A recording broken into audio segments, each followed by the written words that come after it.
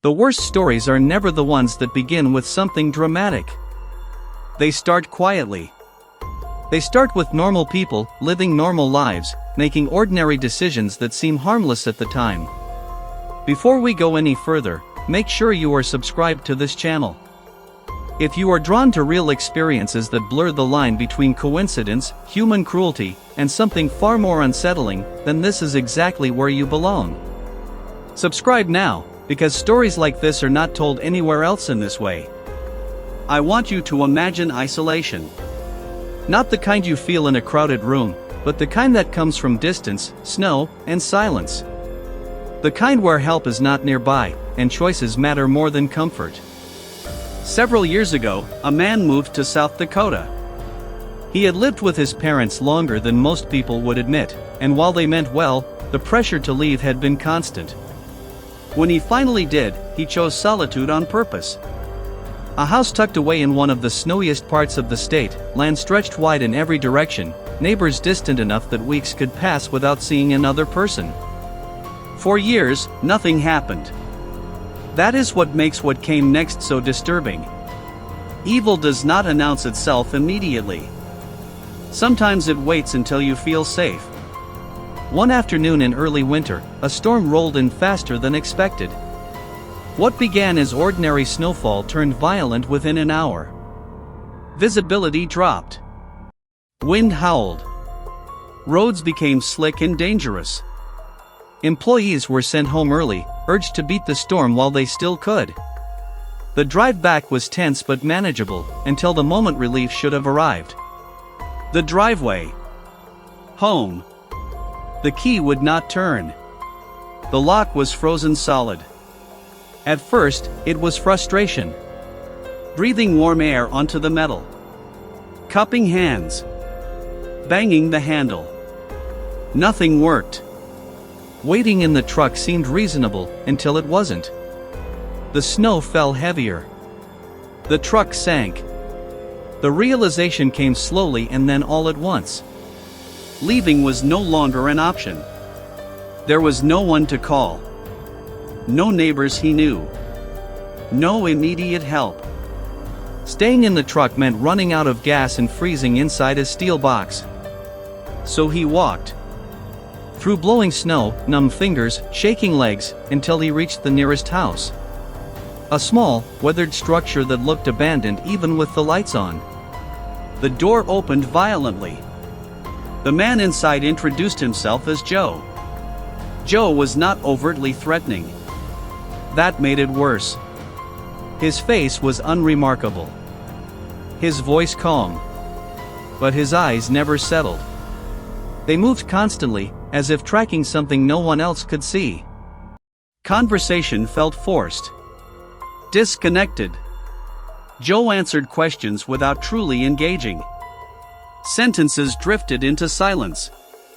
Stares lingered too long on empty space.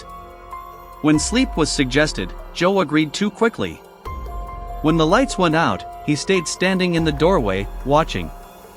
The human mind is excellent at dismissing danger. We explain away instincts because acknowledging them is uncomfortable.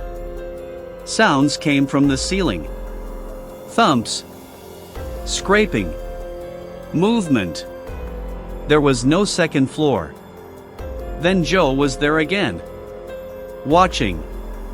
Waiting. And then he attacked. Words were screamed about someone else. About a woman. About companionship. About her being lonely. The escape was desperate. Instinctual. Barely successful. Later, the truth surfaced quietly. Joe's wife had disappeared years earlier. No investigation. No body. Just suspicion. The scariest part was not what happened that night. It was what did not happen afterward. Nothing changed. Joe remained. The house remained. And the silence returned. Now consider a second story. A blizzard in upstate New York. A man living alone. Remote work. Isolation by routine rather than geography. A stranded car. A knock at the door.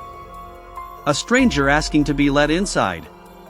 Snow everywhere except where it should be. Boots clean.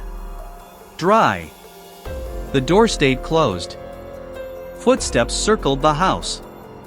Windows were watched. Doors were tested. No footprints led from the car. Handprints appeared later, as if someone had returned. Another house was broken into nearby. Nothing stolen. Intent matters more than outcome. And then there is the mountain. Experience. Training. Confidence. One decision. One run. The avalanche was small enough to survive but large enough to change everything. Pain. Snow. Isolation. And then help arrived. Or something that looked like help. A man who said he had not used his legs in a long time. A man who vanished without tracks. A man who matched a story of someone lost weeks earlier. Was it shock? Hypothermia? Hallucination? Or was it something else? Here is the thread that ties all of these together. Each person believed they were alone. Each person encountered something that should not have been there. Each experience left no clear evidence, only unanswered questions. That is what lingers. Because the most terrifying possibility is not that something supernatural exists. It is that sometimes help arrives from places we do not understand. And sometimes danger wears a human face. Now I want to ask you something. If you were trapped in a storm and someone offered you shelter, would you trust them? If someone knocked on your door during a blizzard, would you open it?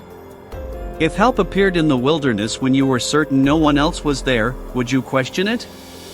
Or would you accept it without asking why? These stories stay with people because there is no clean explanation. No resolution.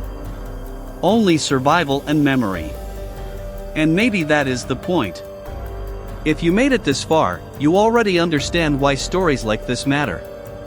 They remind us that isolation changes rules. That storms hide things. That silence can be louder than screams. If you want more real stories like this, told without exaggeration, without shortcuts, and without comforting answers, then make sure you are subscribed to this channel. Like this video if it held your attention. Leave a comment sharing what you think really happened, because sometimes the most unsettling part is realizing how divided we are on what we believe. And remember this the next time the world goes quiet outside your door. Not every knock is safe. Not every helper is human. And not every storm ends when the snow stops falling.